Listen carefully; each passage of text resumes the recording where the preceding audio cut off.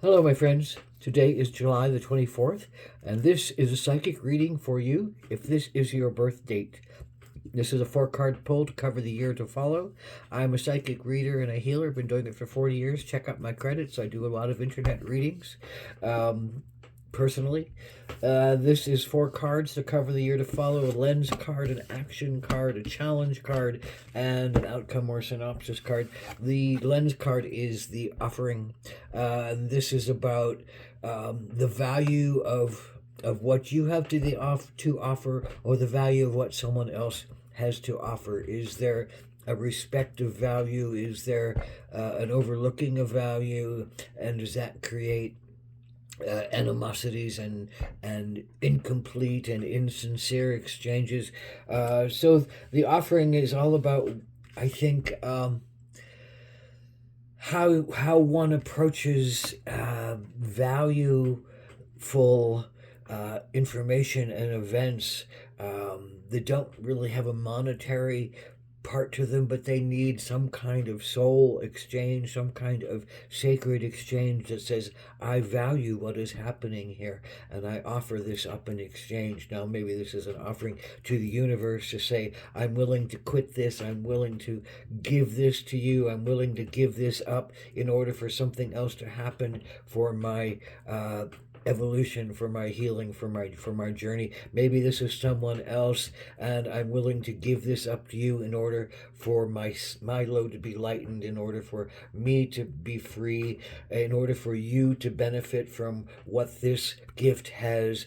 And I release it that way. Now, if someone else is approaching you for healing work this year, then it's about do they value your stuff, and are you here to judge whether they value it or not? They're the ones that need to understand whether they value it or not. And most of the time, if they don't give anything back of some kind of connection to it, or some kind of depth to it, it's not going to really hold with them. They're not going to really feel the value of something unless they have something to give back. So even if it's a small token of appreciation, it's that sense of exchanging something sacred and growing, everyone growing from the process. So what's your particular challenge, King of Cups?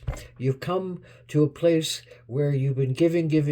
King of Cups is, generous and donating of time, and donating of intuition, and donation of flow, and donation of service. The cups are a lot about service, and a lot about love, and a lot about, helping everybody else, and bringing everyone along. And sometimes the cups forget about themselves, and so they have to work it out. So the King of Cups says you've built something is happening that has been very fulfilling to you, but right now, as a king, it means something is also ending, maybe a relationship to someone, or an organization, or to a thing is happening, and you're no longer seeing it with the same kind of connection. You're no longer holding it in the same kind of loving place, and there's I think a fear of letting go, fear of letting go of what even though the love has changed, the sense of the love has changed.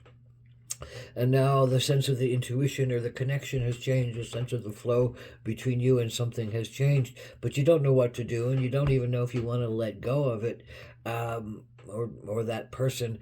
So is it better to hold on, or is it better to let go and go somewhere else, do something new, start something different, be in love with someone or something else in another way? The king often says this is the end of a cycle, and you can be happy and celebratory for what has been created, and that's what the King of Cups, I think, and Queen of Cups are often about, is the joy of looking at what you created, and looking at how emotionally fulfilled you are. But that's your challenge, to feel emotionally fulfilled, to feel a joy in where you are. There's something that is saying you don't. So now what? Well, here's the answer or the thing to do to get to balance is mouse. You have to scrutinize things more. You have to be small and look up with big eyes at smaller details, and really look at yourself and really look at what has given you pleasure and what has not given you pleasure, and what has given you where is your intuition saying to you now? And because that's a lot about what cups are about, the emotional underpinnings of things. So you have to feel into your emotional underpinnings and feel like uh, what you have to offer right now is of value in the present situation, and what you have to offer right now is fulfilling you, but also fulfilling the present situation. If it's not fulfilling you, then maybe why is it not fulfilling you? But more importantly, what is your intuition telling you that you need to go toward? What do you need to let go of? What do you need to let change? What do you need to surrender? What do you need to be open to? What is the sense of where you need to go? And underneath, this letting go, there's often, little things or big things that connect you to past pains and traumas that say, oh, if I let go, then I'm going to be alone. And oh, if I let go, then I'm going to be lost and I won't know what to do. And if I let go, oh, I'm going to lose that thing that I like a lot, but I don't want to lose that thing, those things, those people, those energies that I do like. But even if my soul is calling me to go towards something else, sometimes you just gotta let go and surrender and trust and go with the flow. And I think that's really what this synopsis card is about. Go with the flow. If everything dies, everything is reborn. We are part of a cycle of connection to time and spirit and truth. We are the roots of the tree, but we are the leaves of the tree, but we are also the air that is breathed, that the tree takes in, and we are the water that flows through and connects into the earth, that flows to the oceans. And we are all of these critters, and all of us are, engaged in a sense of time. And one thing about, time, when we're measured in time, is we lose things, and we lose interest, and we lose people, and we lose the sense of love as we thought it was or needed to be. And so there's often a call that says we have to let go. And so I think it goes back to this offering card. What are you wishing to offer to the world right now?